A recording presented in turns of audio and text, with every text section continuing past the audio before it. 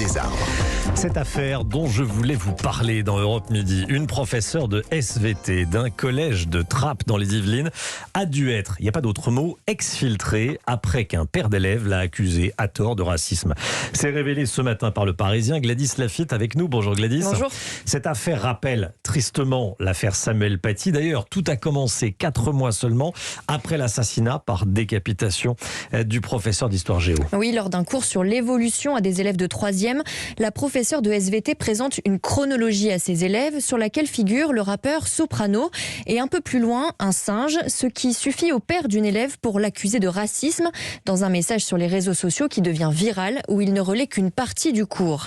Il demande des explications au chef d'établissement, une rencontre a lieu avec la professeure et il finit par retirer sa publication. Sauf que le mal est déjà fait, la jeune femme de 34 ans a peur, elle dépose une main courante, puis une plainte. Elle dit utiliser la photo de Soprano depuis 2015 après que des élèves se soient plaints de ne voir que des photos de blancs dans les manuels scolaires. Y figurent aussi Josiane Balasco ou encore Kylian Mbappé pour rendre ses cours plus intéressants. Des cours validés par l'inspection académique. Elle a depuis changé d'académie. Le père de l'élève a lui été condamné en novembre pour cette fatwa numérique, comme le dit le procureur, à 6 mois de prison. Il a fait appel. Il était déjà connu de la justice et de l'établissement pour contester régulièrement les notes données à sa fille. Gladys Laffitte, merci Gladys. On est en direct avec Fatia Agag Boudjalat. Bonjour. Bonjour, vous êtes professeur et essayiste. On a le sentiment que rien n'a changé depuis Samuel Paty, que des parents peuvent encore inquiéter comme ça des professeurs.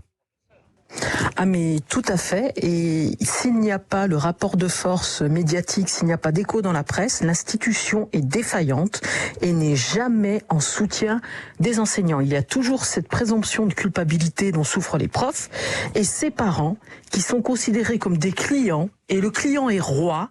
Là, par exemple, comment ce principal a-t-il pu recevoir ce parent véhément et le confronter à une enseignante à qui le principal a refusé d'être accompagné. Voilà.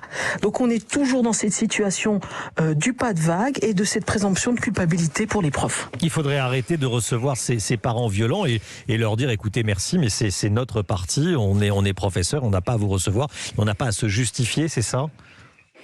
Alors, il faudrait cesser de mettre sur le même plan les enseignants, qui sont la force vive quand même de l'éducation nationale, oui, et ses parents. C'est-à-dire que la parole de l'enfant, la parole du parent, la parole du fonctionnaire d'État se valent complètement et il faut toujours que le prof donne des gages. Ce qu'il faudrait dire à ses parents, et c'est pareil pour Samuel Paty, David Dinota a eu raison de mettre en cause l'institution qui a vraiment failli. Ce qui est toujours gênant, c'est de voir l'éducation nationale préférer la paix sociale et donner quitus aux parents les plus véhéments. Si vous êtes un parent correct, l'éducation nationale n'hésitera pas à sanctionner votre enfant. Si vous êtes extrêmement véhément, extrêmement revendicatif, alors là, le chef d'établissement sera dans l'obséquiosité et même une certaine lâcheté. Le principal aurait pu tout bloquer. Il reçoit le père, il dit c'est très simple, vous prenez votre fille, vous changez d'établissement, vous allez dans le privé. Le principal ne s'est pas constitué partie civile, l'éducation nationale ne s'est pas constituée partie civile. Et le procureur faisait remarquer dans l'article du Parisien qu'il n'y a eu aucun représentant de l'éducation nationale au procès. Ouais. Résultat, c'est comme avec les enfants harceleurs, c'est la victime qui doit changer d'établissement, changer de vie, s'éloigner pour sa protection. C'est ça qui est incroyable. Et ce père, la justice a été à la hauteur, contrairement à l'éducation nationale, mais moi je m'interroge sur sa fille.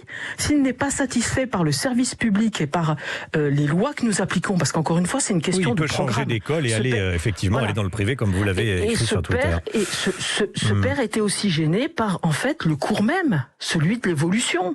Parce que voilà, il faut le dire, ce genre de problèmes sont posés par des religieux. Ça peut être des cathos, mais les cathos vont dans les établissements privés catholiques en général. Mais c'est surtout chez les parents musulmans. Et là, c'est le problème de fond et c'est la base. Merci beaucoup, Fatia Agag Boudjalat. Merci.